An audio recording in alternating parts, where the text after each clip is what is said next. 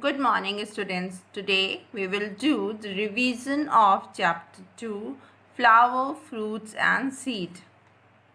A flower arises from the floral bud on the stem and it is attached on the axis by a structure called pedicel.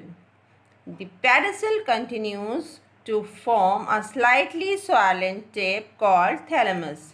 The thalamus bears the four whorls of a flower: calyx, corolla, androecium and gynoecium. Calyx, the outermost or first whorl of the flower, it consists of green-colored leaf-like structure called sepals. Its main function is to protect the flower in the bud stage. This is the sepals or calyx. Corolla, second whorl of the flower. It is large, brightly colored, scented petals. Main function is to attract insects. Androecium. Androecium is the third whorl of the flower. It's from male reproductive part of flower, that is stamen. Stamen consists of two parts, the filament and the anther. This is filament and this is anther. Anther is a small boiled structure born at the tip of the filament. Anther contains powdery-like particles called pollen grains. Gynoecium. This is the fourth whorl of the flower. The female reproductive part is also known as pistil. Pistil consists of female units called carpels. Carpels divided into three parts: ovary, style and stigma. Ovary is the swollen part of carpel. It contains one or more ovules. You can see here they are small dots which are known as ovules. Ovules are small eggs contain ova. Ova is a female reproductive cell.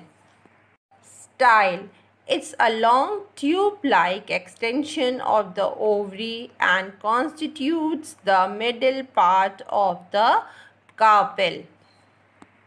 On the tip of the carpel, there is a small disc-like structure called stigma.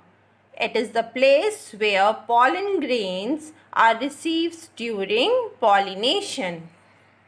Types of flowers. It is important to note that depending on the presence of reproductive organs, we can classify flowers as unisexual flowers and bisexual flowers. The unisexual flowers are those that contain either a male reproductive part or a female reproductive part. Some flowers have only one reproductive part, either stamen or pistil, are known as unisexual flowers. For example, watermelon, pumpkin, gourd and ficus. Bisexual flowers are those that contain both reproductive part, male and female, in one flower. For example, hibiscus, tulip and mustard. Some flowers have both a stamen and a pistils. They have all four whorls, are known as bisexual flower. Types of flowers are complete flower and incomplete flower. A flower show all the four whorls is called complete flower, also called bisexual flower. For example, hibiscus, rose and sunflowers. Incomplete flower. A flower that lack of one or more of such structure is called incomplete flower. They are also called unisexual flower. For example, begonia and willow. Functions of a flower. The primary function of the flower is reproduction. It performs reproduction by producing fruits which contain seeds. To understand the function of flower, that is reproduction, the process of reproduction is divided into two stages: pollination and fertilization. Pollination. The process of pollination involves the transfer of pollen grains from the anther to the stigma of the same or another flower.